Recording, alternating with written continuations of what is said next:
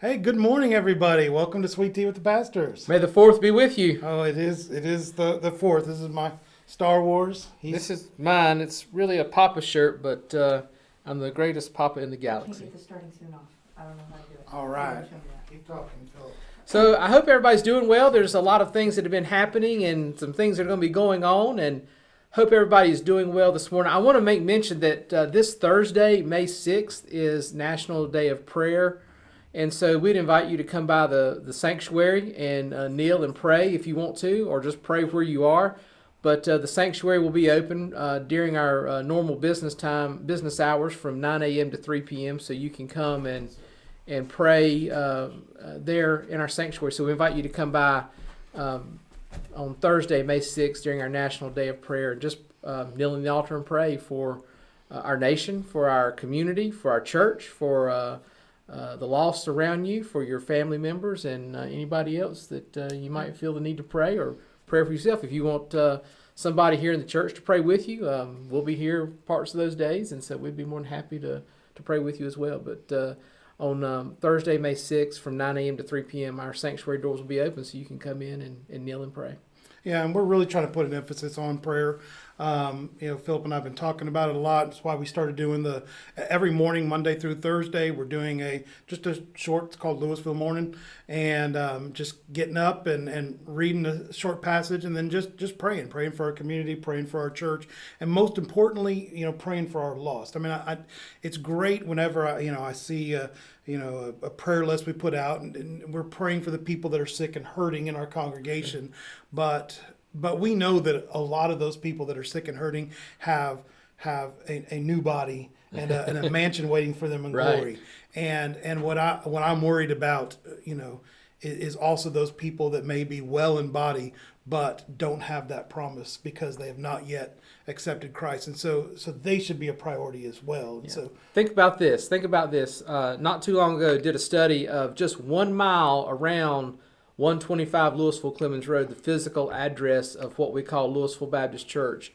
Within 1 mile radius of just that, there are about 2,200 people that do not know Jesus Christ as Lord and Savior. We call those folks people that are lost. And so there are a plethora of folks just within 1 mile of our address that do not know Jesus Christ. And that is a sickness that is terminal, and good things don't come from that sickness. yeah, absolutely, and that's our territory, that's our turf. We want to say, we must protect this house. The football team saying we're going to win our home games. We should be winning our home games, and so certainly want to make that a priority for us. So we're so glad for all of you that are being a part of those prayer times, praying for our communities. Most importantly, praying for our lost, and let's keep praying for those that are hurt and need. And just want to encourage you today, when this is over, please take some time of prayer for those that we've been praying for and lifting them up. Right. So we had a good Sunday this Sunday. I really enjoyed this Sunday. It was a great Sunday. The weather was nice too. Yeah. And which made it all the better when we got out of here and could do some things. But this was a great Sunday. I had a wonderful, wonderful Sunday. It was. We've been, and some people don't come Wednesday nights as well, but we've been kind of building up to this Sunday for a couple of weeks on Wednesday night, talking about that Shema, and then when Jesus is asked what's the greatest commandment, and he quotes the Shema, you should love the Lord your God with all your heart, soul, mind, and strength. And I think that surprises people sometimes to realize, that is there in the Old Testament. It's right after the Ten Commandments is this command, and that's what Jesus latches onto. And throughout his ministry, we see him doing that, elevating. It's not just, it's not good enough not to kill, don't hate. When he keeps trying to up the game, and so it was interesting to see Jesus up in that game for us. It was great. It was great to understand that and to get some more insight into it. Yeah. And that Deuteronomy 6 passage is one of my favorite passages in all of Scripture. Yeah. So I really love that passage and love to love to teach on it and share about it. All right, so we're going to talk about it for a little bit, but first we've got a Facebook question for you. So it's always great for us if you put a comment in the Facebook feed. One, it lets us know what you're thinking and what's going on. Two, it also lets Facebook know that we're a church that's moving and happening, and people are going to be directed towards our page because they know that people are interested in our page. But our Facebook question of today has to do with that Shema thing that we talked about, has to do with that greatest commandment. And we talked about how, it's hard for any one of us to maybe excel at all that stuff. Right. I talked about how I grew up as a mind person, but struggled as a heart person. And maybe we'll talk a little bit about that in a minute.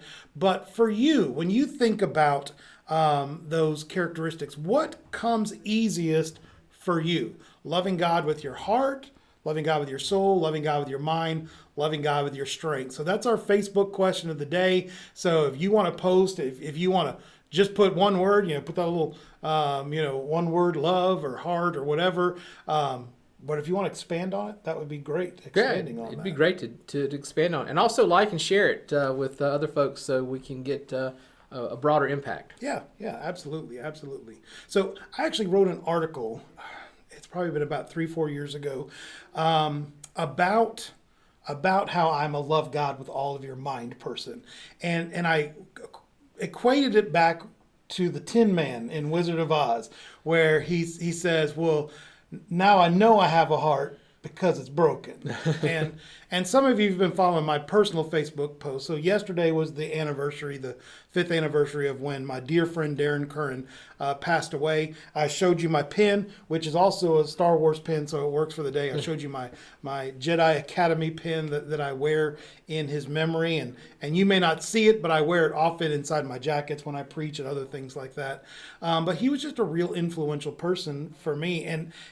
And I was very robotic, loving God with my mind and so many things. But when he passed away, it was really the first time in my life where I really had to sit down and deal with grief, deal with emotions, deal with, other things that were going on in my life that weren't things that I could just calculate and logically figure out. And it was a big turn in my life for me to really be able to process that stuff. And I, in that process, learned how to love with my heart so much better, how important those connections were to me. And that's, a transition that worked for me because it was a weak point in my life for many years and something that God has thrust upon me and used that moment of pain to help produce a moment of growth. Right. Something I think about that too is I think we go through seasons where we might love God more with our mind and more with our heart and more with our strength at various times in our walk as we mature in our faith and if things ebb and flow in our life, that some things may come more to the forefront and while others head to the background. But if you think you got it all figured out and you're tops in all of them, then you probably have none of it figured out. That was one of our jokes in seminary. We had to do one of those spiritual gift inventories. Right. And I'm notorious, like if you ever ask me to rate you on something, I'm very notorious to being very stingy with my highs and very stingy with my lows because I want you to have curves. I want you to know that, okay, work on this. Okay, we came in and there was a guy that's like, it was a scale of 1 to 5. I'm like, well, I'm 5 on everything. I'm like, well, you are the super Christian, and but we were ministers. I can't put that I'm low on this or low on that, and so his scale was just right across the top. But that's not most of us. No. We have those ups and downs, and it's healthy for us to acknowledge that, hey, I'm really strong here, but I'm struggling here. And the weird thing is it's not just, we want to teach you on the low points so that you can grow in the low points. We want to take advantage of those of you that are really excelling in places because you are the people that helps that next generation learn how to love God or how to have that deep abiding faith or how to just serve in the church. Be the person. We were talking today, our nominating committee is starting to fill in all the holes and they're looking for people that want to serve. Right. And having people in the past that serve, that show that faithfulness, and then bring somebody along with them is a great way of keeping all those holes filled. Right. And ultimately, and what you and I both want is seeing more holes, not because there's vacancies, but because there's more needs, More opportunity. positions. Yeah, and so that's part of that growth as we take on one of those positions. Maybe if the nominating committee says, can you fill this hole? Tell them, well, I'll only do it if I can bring this guy with me, and go grab somebody and bring him with you. And the two of you work it together and build that bond with what God is using you in that Right. position. It's a great idea. And the nominating committee, you may hear from them pretty soon if you're listening to this on our particular positions and those in the church. But we want you to do where you're called to serve and to be where you're called to be, and to do the things that God is calling you to do within the fellowship of Louisville Baptist Church. So Yeah. it's an exciting time. Yeah, a lot of things going on. I mean, you'll notice we got a new background here. I got to put a shout out to Carter. Carter, if you're watching this. Carter, you better not be watching this.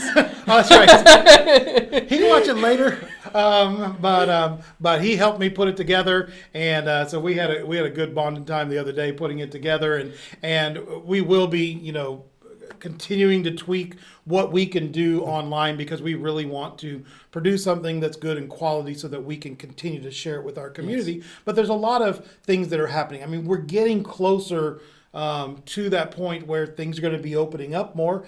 And so at least that dialogue is going to happen, which is why our nominating committee needs more people. I know the women's ministry group, they are planning on doing their relaunch. In fact, on the third Sunday, what Sunday is that? 16th. On the 16th. I know we got a couple groups that are meeting on the 16th. I think the children's leaders are trying to meet together. We're actually going to do the 23rd because we Okay. thought that the women's ministry might be meeting on the 16th. 5 So Okay. o'clock on the 16th. But on 5 o'clock on the 16th, I know the women are getting together. It's not going to be like their formal meeting like they would normally do. It's going to be a gathering time where they can talk and share about Everybody's invited. what's going on. All the women. Kim's running our camera, and she's a major part, mover and shaker of that. And this is how it works all the time. I get up and do stuff, and then she whispers in my ear, and then I do whatever was whispered to me. And but everybody's invited to come to that. But they're just going to be talking about what the nature of that Women's on Mission is going to look like here in the future, trying to find a time that's best for everybody, and getting that moving forward. Right. And really looking at, I mean, we have partnered with churches all over the United States, and that Women's on Mission groups. Kim really wants to be able to connect our women with women all over the country that are doing awesome ministries where they are, Right. and each of them be able to encourage each other in what they're doing. And so I know that's getting ready. The children's training is going on. We're going to start doing training for all of our teachers. So if you're a Sunday school teacher or Bible study teacher of any kind, we're going to start doing training for you. But we're not started up yet. I know. That's why it's great. We can train you up now. And Kim, when she was a teacher, they would always send her to conferences in the summer. Why? Because the kids weren't there. They would train her when the kids weren't there, and then when the people come, and there she's ready to go. And so we're going to be working on those sort of things. Your deacons were working hard just this week, and so we're really excited about where things are moving. And as things open up, we want you to know we are going to do things. We're going to do things in a smart way, in a Right. safe way. We do realize there are people in our congregation that regardless of what the 20 and 30 somethings are able and capable of doing, that there's still a risk factor. And so we want to make sure that we provide both places for those that have needs and concerns and risk factors to feel safe and comfortable, and also those that are that are feeling like, what, I'm ready to move on to the next phase. I'm ready to get back to whatever normal was like. And we have the space and the ability to do both of those Right, at the we same do. time.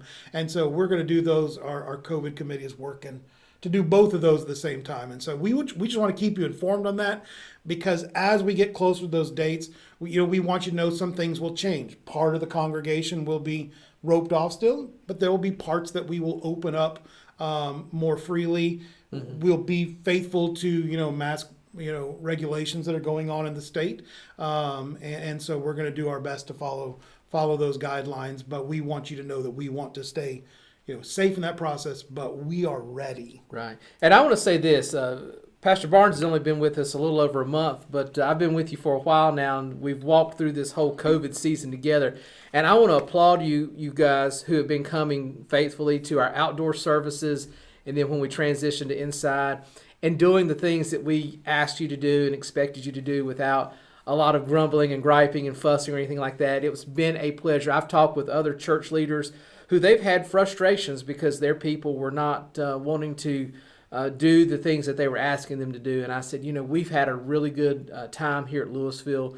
Everybody has been working together to get us through this and get us to the point where we can fully reopen and be ready to go. And we talk a lot about relaunching and stuff like this, but I'm seeing this as a brand new opportunity, not as a relaunch, but as a launch into something new and into something great.